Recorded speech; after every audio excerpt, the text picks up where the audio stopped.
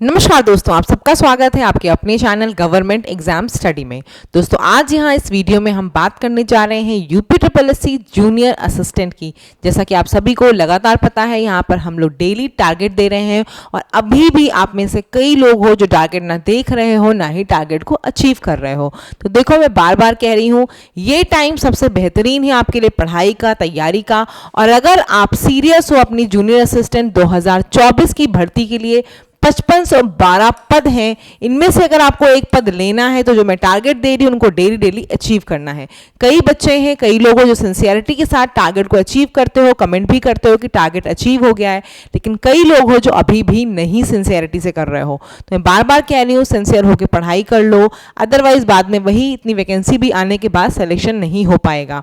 और देखो, आप लगातार इस चीज़ का अगर वेट कर रहे हो कि एग्जाम जब होगा तो हम पढ़ाई कर लेंगे, उस समय फिर वही बात है कि आपकी चीज़ें होना बहुत मुश्किल हो जाता है। अभी से पढ़ के रखोगे चीजें तो उस समय रिवीजन का टाइम होगा, प्रैक्टिस का टाइम होगा, जो आप करोगे तो आपको वाकई अच्छा लगेगा।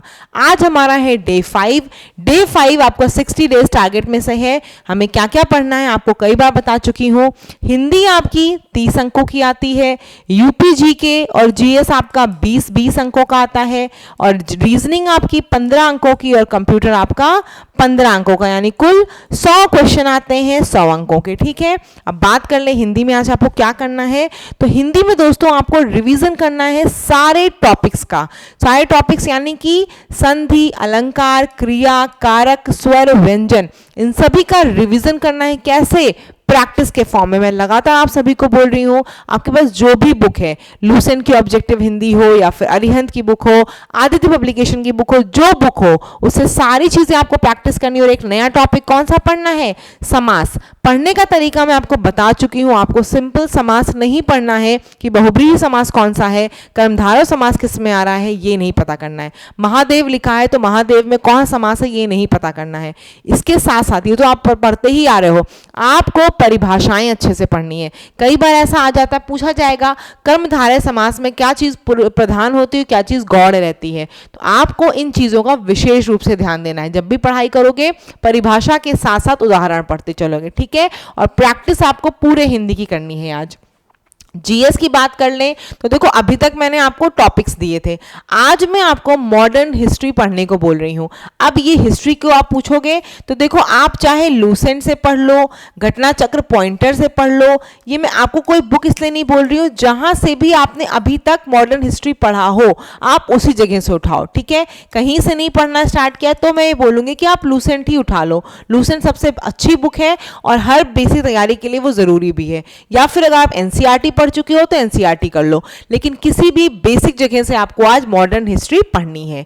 यूपी जीके की बात करूं तो सारे मंदिर, दशावतार मंदिर, देवी पाटन मंदिर, जो भी आपके भारत माता मंदिर कहां पर है उससे रिलेटेड जो भी फैक्ट है, इसके लिए मैं आपको बता चुकी हूं। यूपी जीके के लिए एक ही बुक सबसे अच्छी है, वो है परीक्षा वाणी की। इससे अच्छी कोई बुक नहीं है। तो बस इसके उठाओ टॉपिक्स और मंदिर वाला टॉपिक आज पढ़ लो। रीजनिंग की बात मैं लगातार आप सभी को बोल रही हूँ कि देखो, रीजनिंग आपके ऊपर है। जिसको बहुत अच्छी तरीके से रीजनिंग आती है उसे कोई ज़रूरत नहीं है।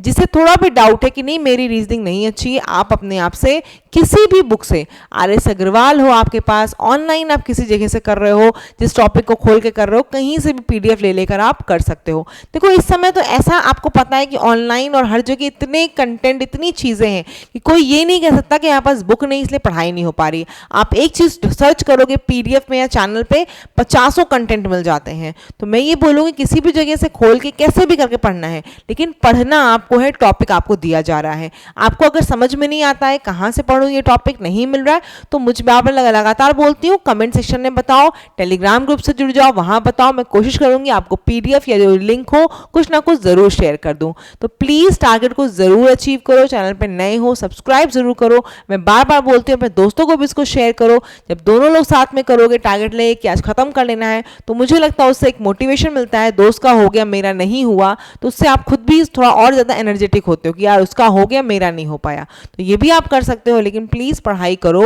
और ज़रूर से करो। धन्यवाद। सिलेक्शन अगर लेना है देखो, तो पढ़ाई का कोई शॉर्टकट नहीं होता है, वो आपको ही करनी है और मेहनत के साथ करनी है। और एक चीज़ और मैं लगातार बताती हूँ दोस्तों, सेल्फ स्टडी ही आपको सक्सेस की ओर ले जाएगा। सेल्फ स्टडी जितना ज़्यादा करोगे उतना ही देखना तरक्की की तरफ जाओगे।